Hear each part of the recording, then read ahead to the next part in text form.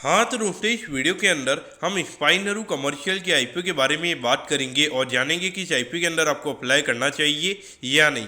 चलिए शुरू करते हैं। तो देखिए, सबसे पहले हम ये जानेंगे कि ये कंपनी क्या काम करती है। क्योंकि जो कंपनी एल्यूमिनियम फॉइल के जो कंटेनर्स वगैरह होते हैं वो ये कंपनी में यहाँ पे बनाती हुई नजर आती है। और बाकी अगर हम बात करेंगे aluminium home foil, paper cup वगैरह, पेपर के जो प्लेट्स वगैरह होते हैं, पेपर के जो बॉल्स वगैरह होते हैं, तो वो ये कंपनी में यहाँ पे बनाती हुई नजर आती है। और उसके लिए अगर हम बात करेंगे जो पेपर कप वगैरह के अंदर अगर हम बात करेंगे जो सेमी प्रोसेस्ड जो मटेरियल यूज़ किए जाते हैं वो भी ये कंपनी में यहाँ पे बनाती हुई नजर आती है। करेंटली अगर हम कंपनी के मैन्युफैक्चरिंग फैसिलिटीज़ की अगर हम बात करेंगे तो करेंटली 2 मैन्युफैक्चरिंग फैसिलिटीज हमें यहाँ पे कंपनी की नज़र आती है। और दोनों ही फैसिलिटीज़ की अगर हम बात करेंगे तो कोलकाता में हमें ये कंपनी की फैसिलिटीज़ यहाँ पे नज़र आती है। करंटली अगर हम कंपनी के नंबर ऑफ एम्प्लॉइज की अगर हम बात करेंगे तो अराउंड 35 एम्प्लॉइज हमें यहाँ पे कंपनी के अंदर काम करते हुए नजर आते हैं। और ये लगभग अक्टूबर के लगभग का डेटा था, यानी कि ऑलमोस्ट अगर हम बात करेंगे तो 5 से 6 महीने पहले का डेटा था। तो अगर ये कंपनी के अंदर अभी और ग्रोथ आई होगी तो वहाँ पे कहीं ना कहीं कंपनी के जो एम्प्लॉय काउंट है कंपनी का वो हमें यहाँ पे और बढ़ता हुआ नजर आया होगा।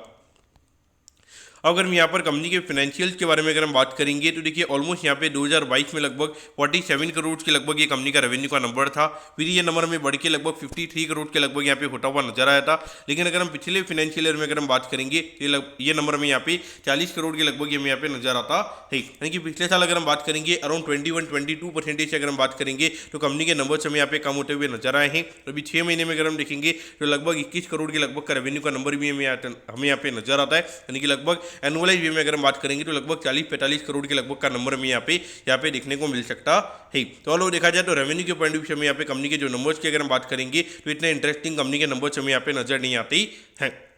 अगर हम प्रॉफिटेबिलिटी की बात करेंगे तो 2022 में लगभग 52 लाख के लगभग यहाँ पे कंपनी का नेट इनकम हमें यहाँ पे नजर आता है। लेकिन अभी पिछले साल अगर हम बात करेंगे तो कंपनी ने 1 करोड़ 40 लाख के लगभग का यहाँ पे कंपनी ने अपना नेट प्रॉफिट यहाँ पे दिखाया है, क्योंकि मुझे लगता है कि यहाँ पे पॉसिबल नहीं है। क्योंकि ऑलमोस्ट अगर हम देखेंगे तो 2022 के कंपेरिजन में 7 करोड़ से हमें यहाँ पे कंपनी का रेवेन्यू का नंबर हमें यहाँ पे कम नजर आता है। लेकिन ऑलमोस्ट कंपनी ने अपनी प्रॉफिटेबिलिटी को यहाँ पे 2.5 गुना यहाँ पे ज़्यादा दिखाया, जो कि मेरे हिसाब से देखा जाए मुझे डेफिनेटली यहाँ पे कंपनी के नंबर्स को देख के बिल्कुल भी यहाँ पे ट्रस्ट नहीं होता है। अगर हम कंपनी के अगर हम कंपनी के आईपीओ की डिटेल्स के बारे में अगर हम बात करेंगे तो देखिए 28 मार्च को ये आईपीओ में स्टार्ट होता हुआ नजर आएगा और 3 अप्रैल को ये आईपीओ में क्लोज होता हुआ नजर आएगा।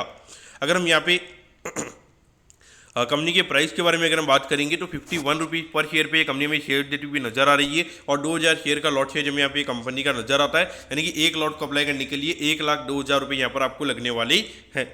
अगर हम इशू साइज की अगर हम बात करेंगे तो देखिए लगभग 10 करोड़ 17 लाख के लगभग यहाँ पे आईपीओ का इशू साइज हमें यहाँ पे नजर आता है। और ये पूरा पैसा कंपनी के पास में हमें जाता हुआ नजर आएगा।